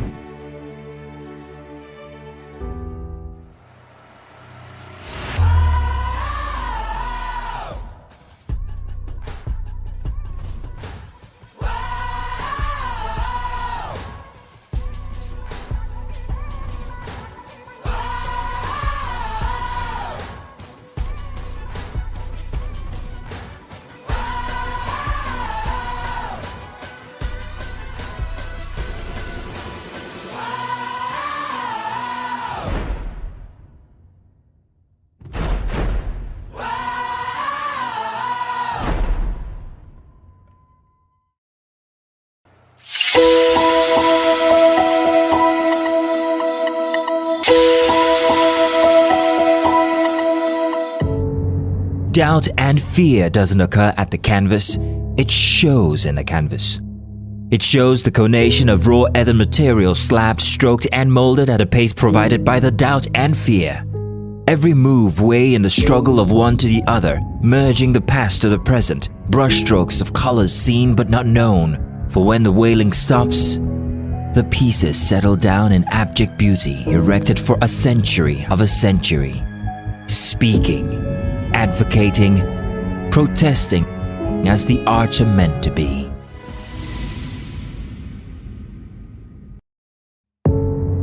Doubt and fear doesn't occur at the canvas, it shows in the canvas. It shows the conation of raw earthen material slabbed, stroked and molded at a pace provided by the doubt and fear. Every move weigh in the struggle of one to the other, merging the past to the present, brushstrokes of colors seen but not known. For when the wailing stops, the pieces settle down in abject beauty erected for a century of a century. Speaking, advocating, protesting as the arts are meant to be. Thanks for staying with us. So we're still on this matter. Bisi, you wanted to say something? Yes. So I understand the last caller's perspective on the law, you know, but in light of the new reality, we need to start having some of these conversations so that we know where we go from here. Let's not just have a blanket law because we want to keep holding on to things. Let's go into the streets and find out the intensity and how the gravity of what is happening. That will help us make more informed decisions. But I wanted to also say that sometimes, like the few people I've spoken to who mistakenly fell into this sort of marriages, they started blaming themselves. Yeah. That, hey, maybe because I am this, maybe because I'm not doing enough, maybe because they make it seem like it's their fault for the man to be the way he is. Yeah. So if peradventure you are in that sort of situation, understand that there is nothing you did to make that man look the other way. That is his wiring. For some people, they are wired like that. For others, they had to learn to be wired like that based on their circumstances. But take yourself away from that situation. That particular person needs to heal, needs to understand where he or she is. Okay. You are not to blame for that. Okay, so now, I was thinking to myself, Doyin Okukwe came out recently that he's homosexual, and even had Doyin Okukwe's son, yes, Doyin Okukwe's son. I do apologize. So, and we even saw his partner at the time. Recently, they broke up. Now, if you're a girl and this young man approaches you, you know where he is. And that's what we're talking about, the deception. We're saying, even though you're in this is who you are, it is important to disclose to whoever you're dating so they know. Because there's some people that say, I don't mind as long as I am married. Yes. There's some people that are mature enough to say, I don't mind as long as I am married. But don't make the person think it's okay that everything is fine until then they find out. And that's a problem. That's really where this conversation is. How we can stop the deception. Even though the act is currently illegal in Nigeria. We're hoping that there could be a review so that these people can be free to be who they are, so that for those who are not, so that people don't continually get deceived into this. Let me take this call. Good morning. Are you there? Let's take a. Murayo. Yes, you're live. Go ahead, please. You're I live. live in Abuja, but right now I'm in Togo. Yes. I want to make a contribution today, which is going on your. I mean, as a topic of what we're discussing. Okay. It's a review Nigerian anti-gay rights law after 7 years. I do not think we should review that law. That's number one. Okay. I have met people who have found themselves in this kind of situation. And I tell you the truth of it is that you pull out of that, whether you discover a date or early, you pull out of that marriage. It is not part of what is not scriptural, it's not right. Absolutely not. Bibi, I'm sorry, I cannot agree with you on this line. Whether you go to the scripture and find out the intensity or not, the fact is, we cannot take it. It is not part of us, it is not scriptural, it is not right, it is not the normal. I'm sorry to say, it is not the normal. For God's sake, it's a man that's married to a woman, the woman that's married to a man. If there's an abnormality, then the woman has to pull out, or the man has to pull out. It's even easier with the women, I'm sorry to say, but with a man, for God's sake, no. Adeni, let me stay with you. Let me stay with you for a minute. So, a woman who finally, I mean, she's been trying to get married all her life, and then maybe at 45, for her, she has limited options. And this is the man that has come, and she finds this out. For her, what are the options? Do I leave this man, or would she rather stay in that marriage? At least have that notion that she's married to somebody. That's what she's faced with right now. Yeah. I tell you the truth, it's better to stay single than for you to get yourself into this kind of situation. I tell you the truth. You know the trauma of those who are found themselves in this kind of situation. Know the trauma of the country. Thank you, Adeni, for that. Yes, let me take a few more messages from YouTube. Yes, go ahead, Mara. Okay, so, we're talking about those who decide to go on with it. So I've heard of situations where these people would come out to you and say, yes, I'm homosexual, but I need a covering, and I'm willing to give you so and so amount. So people are actually also doing it for the money. You understand where this person is, and then you get the money, and you stay for as long as that money keeps exchanging hands, and then you stay there. But I think many people that are calling are also missing the point. The point is, if you have a legislation that says to you, that criminalizes you, it means that you hide your crime, right? So for you now, you have been seen as a crime. So you hide your crime so that you can, be something that, you can have a different face for the public. And when you hide a crime, it endangers other people. So that's what we're saying now. We can insist that, oh, this is our culture, this is the way we are, and this legislation must stay. This is how it must be. But there's an effect on the children we have in your house. How does that affect the young girl that's about to go out? She's going into school, she's meeting friends, she's talking to people, you know, and everything. And meanwhile, we have some people who have to hide who they are because they have been criminalized. In that situation, what do we do concerning that legislation in such a way that it also protects the child or the person who is not that way inclined and who would rather be with someone that is more like her than marrying someone of another gender? May I quickly add that I just realized that some of these conversations are coming up in schools where children come home and they're telling you this friend behaves like this and that friend behaves like that. And it's, you know, giving birth because of the secrecy. So because we always assume that they are not there, we are in denial, we shut our minds from it. These children go out there and they are faced with those people. How do you tell them to expect it or understand what it is and be able to handle it at the time? So I think we need to have more open conversations. The reality is that these people are here with us. Whether we say it's our culture or not, let us find a way to handle everybody together. Let me take this call, then we have to wrap up. Good morning, are you there? Yes, good morning. You're live. Go ahead, please. I'm Blessing. I'm calling from Jos, and I'm a first-time caller. Welcome to the show, Blessing. Yeah, I really got interested in this conversation this morning, but my whole contribution is when Auntie Mariah is saying maybe a woman could decide to just want to get married just because she wants to get married in quotes.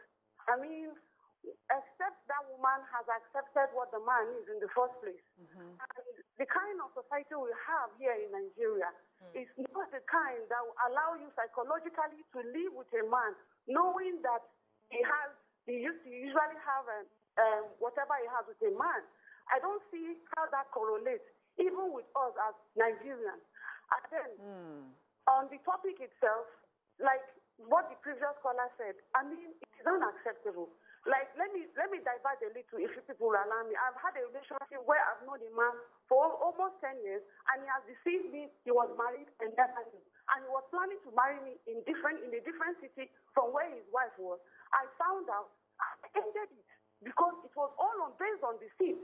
Then coming back to the girl, the issue of gay, I mean, there is no way a sane-minded person that is that believes in normal straight marriage would want to be in a marriage with someone that is gay. I mean, it's abnormal. And reviewing the law, believe you me, I don't see how it goes well with us as Africans. Thank you very much. Thank you very much. We have to wrap up on this. As I said, we're just starting this conversation. We're not even, in fact, we've not scratched the surface because there are so many angles to this, and we're going to have to wrap up on this. We're going to continue this conversation sometime, but it's time we start looking at these issues. And that was one of the reasons why it was important for us to talk about it. Because Mariam mentioned something earlier, the ripple effect. So there's a law. So the man, first of all, says, okay, I'll pay you, be my wife. And that one says, okay, I hide me. Let us do this. And now when they have children who are finding out these things, they are now giving them to sick people who are now saying that, children who are confused. The kids now, they have mental issues that 1 second is this, there's this person, there's that person. There's confusion in the land. So the real issue is how best, should we continue to hide this thing in secrecy? Or should we begin to open it up and let us understand that these people exist and they're already, we're together in this society? And how best do we have a healthy society still living with people who believe they have the different sexual orientation? We have to wrap up on this. As I said, we're just starting the conversation. We haven't started. We haven't concluded. We'll be bringing in other people who can shed more light on this. Let's go on a break. It's Tuesday. We cannot but have a health segment. Stay with us. We'll be right back.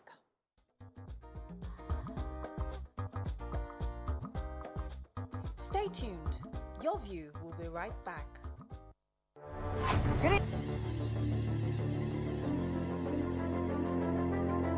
At TVC Communications, we're all about our audience. Millions of viewers, listeners, and readers every day all around Nigeria. Our 2 TV stations are among the most watched in Nigeria. TVC News is our award-winning 24-hour national and international news channel headquartered here in Lagos, broadcasting live from our custom-built state-of-the-art news headquarters. TVC, the top-rated family entertainment channel, is the place for fun, music, and information. With our breakfast show, Wake Up Nigeria, the all-female chat show, Your View, the best soaps and dramas from Nolly, Bali, and Hollywood, music and entertainment blast, courtesy E-Splash, and of course, award-winning news and current affairs. It is all here. With news bureau and studios around the country and the ability to go live anywhere, anytime, we are first for breaking news in Nigeria. Awarded the NMMA TV Station of the Year, TVC News is the station of choice for news that is first, accurate, balanced, and reliable every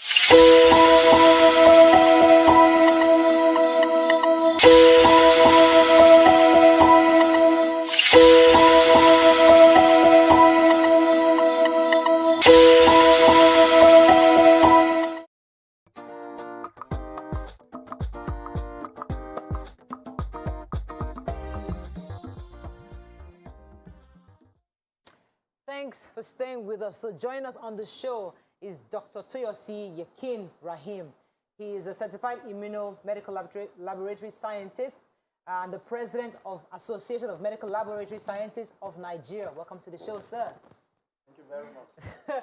One of the reasons why we brought you on the show is because of this prevalence of wrong diagnosis we have in Nigeria. There is always this miscarriage of results and the fact that people go to have tests and they keep getting wrong diagnosis.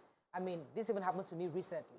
I was sharing with the ladies where we got a condition that we thought what that was. We were asked to go do a test to confirm it. The test came out telling us, oh, it's not that condition. And we got excited, saying testimony, hey, hallelujah, hallelujah. The pain persisted. We went back. Somebody said, do another test.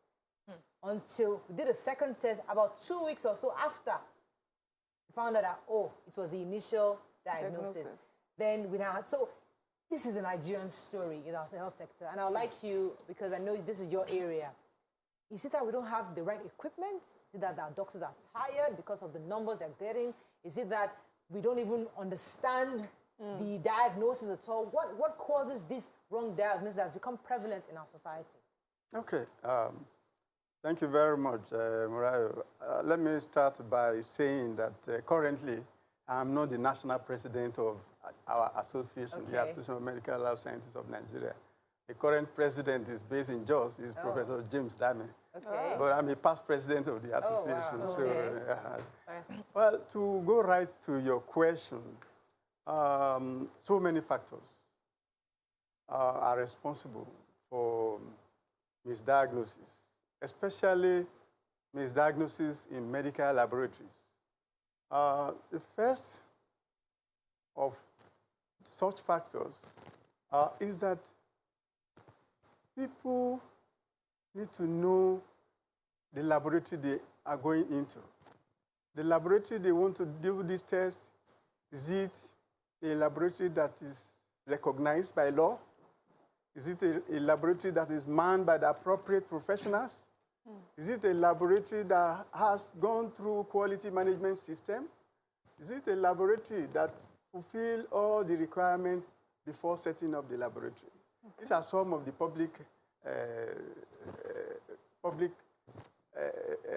views that must be established before going into a laboratory. Sometimes people tell people to go to a particular laboratory. You have your own right to say, can I go to a laboratory that I'm very sure of? Yeah. Then you so decide. Why do I say that? It's because in Nigeria, and not only in Nigeria, globally, quacks are so many. And if one was not careful, one will fall into the hands of such quacks. It's one of the reasons why we as an association, we are clamoring for the need for our members to differentiate themselves from those who engage in professional malpractices or those that are quacks. Because as a professional, as a med lab scientist that is certified, that is registered, that is known and recognized by law, we know what and what should be done. Yes. How would you identify a good lab as a regular Nigerian? Here I am. I just need to get my lab test done. Now you're asking me to know all these things you have mentioned. I just want to be able to go into a lab and what are the things I need to check to make sure that, okay, this is one I can trust. Because unlike hospitals where you can have federal government hospital and you know the names, with labs, you don't have that. Before you answer that question, let me go on a quick break. I'll be right back. We'll be right back.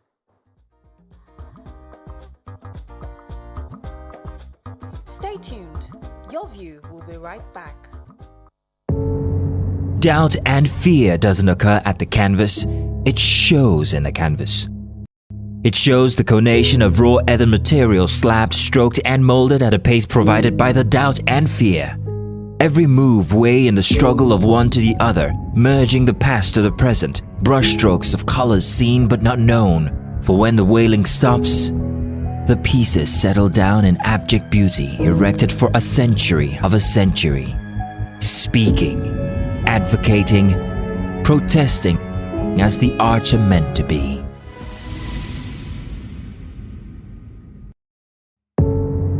Doubt and fear doesn't occur at the canvas, it shows in the canvas. It shows the conation of raw earthen material slabbed, stroked and molded at a pace provided by the doubt and fear. Every move way in the struggle of one to the other, merging the past to the present, brushstrokes of colors seen but not known. For when the wailing stops, the pieces settle down in abject beauty erected for a century of a century. Speaking, advocating, protesting as the arts are meant to be.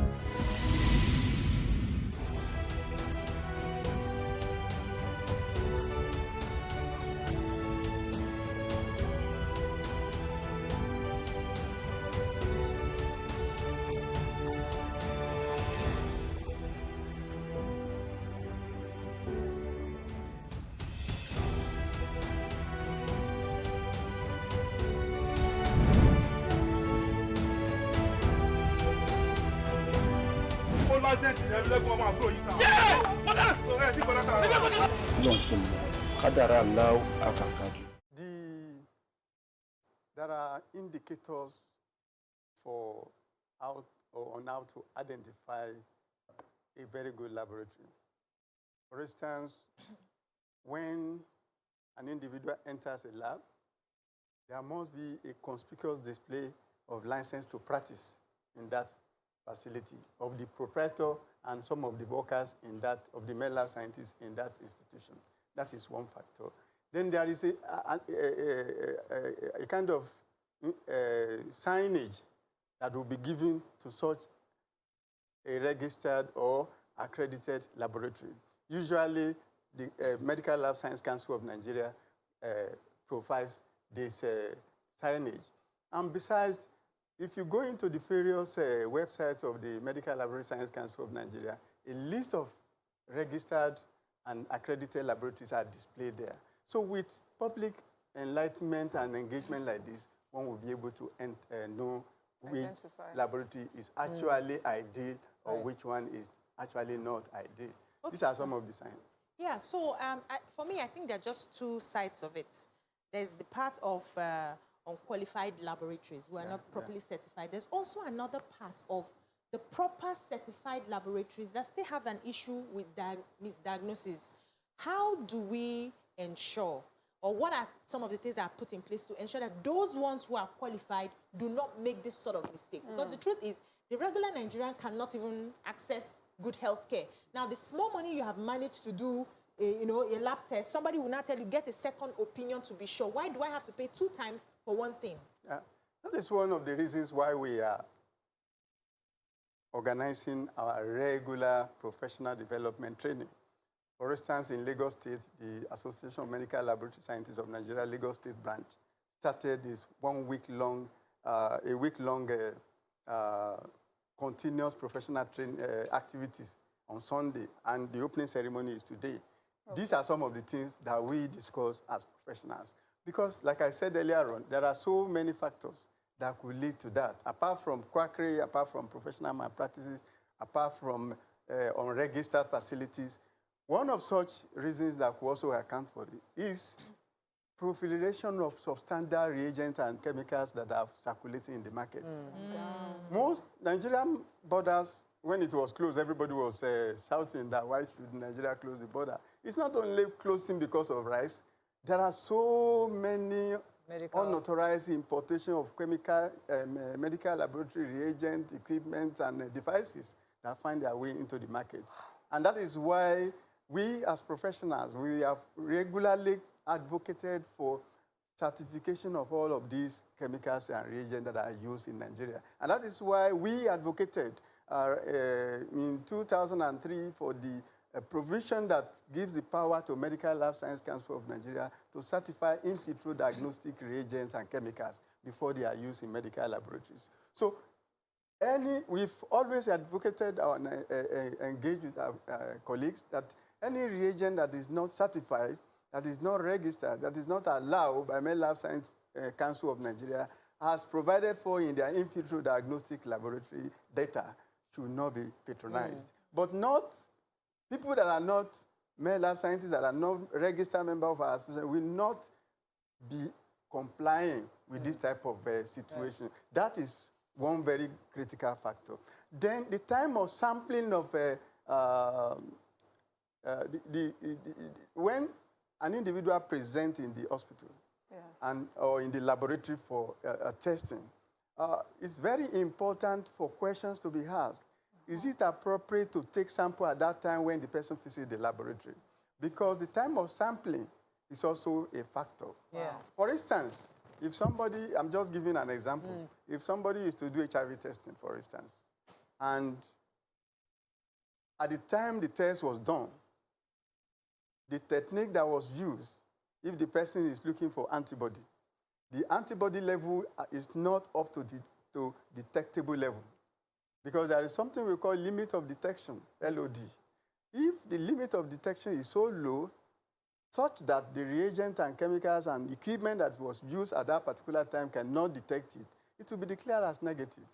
And that is what we call window period. So if a week or 2 weeks later, such a test is repeated, it comes out positive. All right, so, sir, I mean, I don't want us to go so much into the granular details, because what Nigerians are asking for is how to ensure that if I enter a diagnostic center, I get everything I need. So, I mean, yesterday we were talking about how we can use Nigerians abroad. Do you have a private partnership?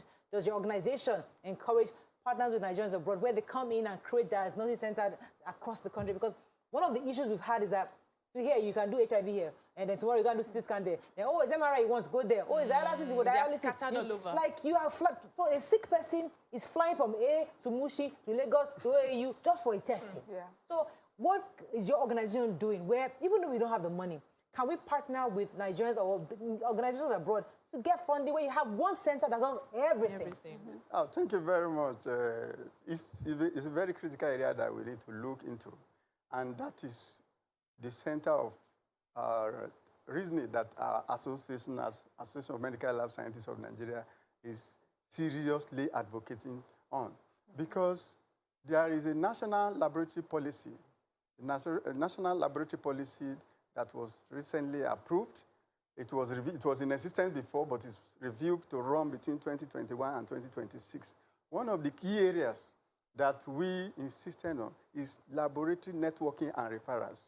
You don't have to send patients to say, go to this lab, and when you get there, the person says, oh, I can only run this. You go to another one. It's even adding to the stress of the clients. Patients, yeah. So we have a kind of strategy that we are promoting under laboratory referrals and networking. Without giving the trouble to the patient, everything could be done in a particular center. Even if that center does not have what is the necessary requirement to do that. Under that policy, there is provision for laboratory referrals and networking. And the satisfaction that is expected of a patient or a client will still be given to that person. Besides that, we also encourage one-stop shop. One-stop shop is such that everything that a client needs can be provided in that center. And that is through collaboration and networking. Our members are beginning to move from sole proprietorship into a kind of collaborations to establish mega practice that will consist of so many other areas, because that is the way to go. We cannot continue to move a client from one point to the other, and that will be added, especially in the terrible road network that we now have in the country. But is it a Nigerian thing to go to the hospital and then the hospital refers you to labs? Other countries, you go to the hospital and everything is done in the hospital. But now in Nigeria, you go to a hospital and the hospital will tell you like 5 different labs to go to. And then, is it more about the labs wanting to make it a business for themselves? Maybe is it they're looking at it like the hospitals take out of the funds that could be coming to them? Or, because I don't see why labs cannot be attached to hospitals. People are going to the hospitals anyway. Take the samples, do it in the hospitals. Why do I have to go to the hospital and then move? Is that right? Well, everywhere globally, we have standalone laboratories and we have hospital-based laboratories, even outside the country. So it does not matter whether it is a standalone facility or a laboratory that is within the hospital. The most important thing is that people should be able to get the quality that is expected from that. The reason I mentioned that is with the hospital, at least if you're attached to a hospital in Nigeria, you can say this is an accredited lab. Yeah. But when you have different labs, different people can standalone labs, you go into a tiny little corner, you say a lab, you say, who now is able to make sure that this is accredited? Because as you say, we enter those labs, we see those pieces of papers laminated. We really don't know what the government's license looks like. We need to even know as Nigerians, what does it even look like? So when we see, we know that that's what we're citing. Well, like I was saying, having everything in a hospital does not guarantee the quality that is expected. There are some laboratories, even right inside the hospital, that are of substandard. And there are a number that are standing alone that are of high quality. So whether they are standing alone or they are inside the hospital, the most important attention that should be paid is the quality that is there. And that is why there is a standard that our association, the Association of Medical Laboratory Scientists of Nigeria, is promoting. That is the use of ISO 15189 standard, where whether you are standing alone, whether you are inside the hospital, as long as you are implementing that standard, the quality that is expected to come out of that will be the same, provided that standard is implemented, because it is uniform. Even outside Nigeria, that standard is also used. It's a global standard for medical laboratories. A quick question, sir. So what's like the minimum qualification of this lab attendants? Because sometimes I worry if they are, if they are doctors, if they are the level of nurses, what's the minimum for you to be able to work in the lab? Okay, you have said again lab attendant. Lab attendant cannot even work in the lab. The lab attendant, by our own concept, is to maybe assist cleaning up the lab, washing the necessary areas and all that. He has no business running a test. Okay. But like you have said, what is the minimum qualification? For you to become a medical laboratory scientist that will be registered and licensed, you must have gone through the universities, have your degrees, bachelors of medical lab science, and then be registered. You will do professional exams and be certified that you have passed both the academic and professional exams. Then a license will be issued to you to practice. So if that person passes through those stages and possesses those qualifications, that person is... So the person is almost on the same level of the medical doctor?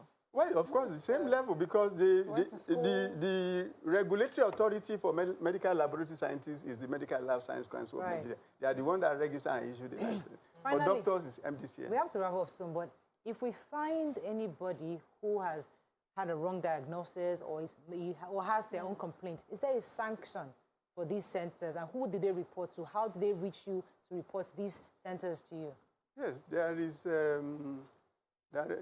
if anybody is established to have performed a misdiagnosis, and that misdiagnosis is traced to either professional negligence or any other malpractices, then the first approach is to report the person to the Medical Lab Science Council of Nigeria. By law, the council has the power of, in the act that sets up the council, the MLSCN Act 2003, which is called LFN M25 LFN, Law of the Federation of Nigeria in 2004, provided for disciplinary action or for disciplinary committee. And the disciplinary committee has the power of a high court judge. So it is there in the law. Anybody that is detected, the council, the MLSCN address is on the website. You can just type it and send it to the MLSCN, and action will be taken. Thank you very much, sir. Thank you for joining us this morning. Appreciate it. Thank you very much. Okay, it's Tuesday. That's all we can take on the show. We'll see you tomorrow. Bye for now. Thank you very much.